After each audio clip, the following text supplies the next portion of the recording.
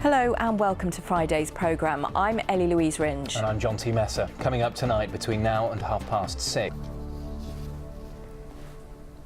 Good evening. There are calls tonight for an urgent injection of funding for the NHS in Cornwall. Organisers of a public meeting in Penzance this evening say the health service in Cornwall is in crisis. Well, in a moment we'll be hearing from Derek Thomas, the MP for West Cornwall and the Isles of Scilly, about the current situation.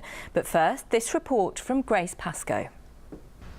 Well, a short time ago I spoke to Derek Thomas, the MP for West Cornwall and the Isles of Scilly, who told me he disagrees with claims the NHS in Cornwall is in meltdown. A Year 5 pupil who had the Australian strain of flu has died in the Exeter area. Public Health England has confirmed that the primary school pupil, who hasn't been named, did have the influenza virus, but the exact cause of his death isn't yet known.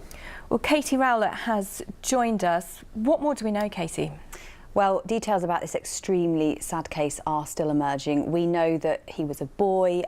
He was in Year 5 at school, which would make him aged either 9 or 10 years old. A post-mortem examination is yet to be carried out, and Public Health England say that until the results of that examination have been released, it's difficult to say categorically if flu was the cause of death. But if it was, then this would make him the youngest person in the UK to die in the latest outbreak of the virus. Katie, it is an incredibly sad story. Has there been any response from the little boy's family today?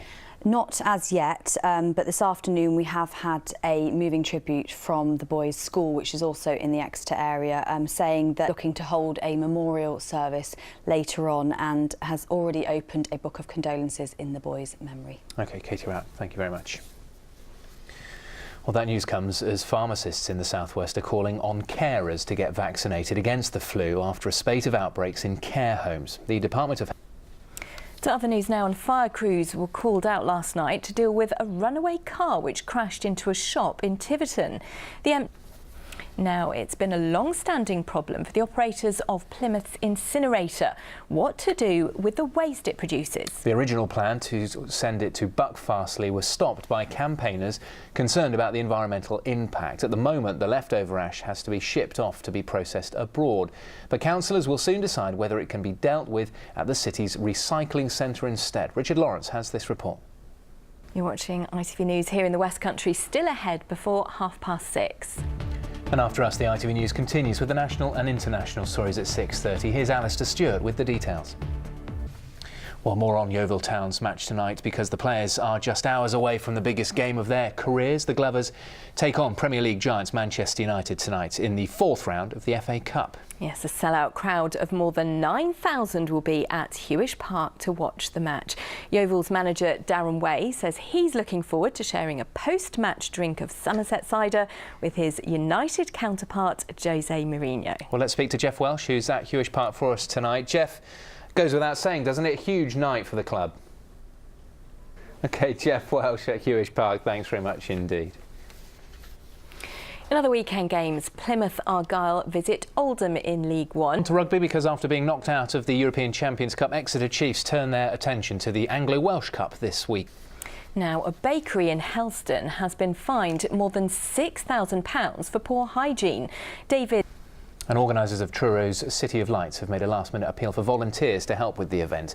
The Lantern Festival. Now, Bob's going to be here with the forecast for the weekend shortly, but our other weather presenter, you may have noticed, Alex, is preparing once again for his next live performance on Dancing on Ice on ITV this Sunday. You like behind the scenes at Dancing Ice, pretty bumpy, I would imagine. There's a huge number of people working to get the show ready for a live TV audience and for millions watching live at home, as Kevin Ashford has been finding out. Oh, he's doing brilliantly, isn't he? Always good to see Alex on skates. You can, of course, keep up to date with Alex's progress on Dancing on Ice. OK, moving on, because it is a secret valley many in the region might not be aware of, but at this time of year, it is a stunning place to visit. Yes, Exmoor's legendary Snowdrop Valley opens to the public tomorrow. The privately owned site close to Wedden Cross is well known among locals for its glorious blanket of snowdrops. Bob Cruz paid a visit there himself today. Absolutely stunning pictures in Bob's report there. Bob has joined us for the forecast. Bob, is it going to be a good weekend to visit those snowdrops, though? Well, I think probably getting out and about walking. OK, Bob, thanks very much indeed.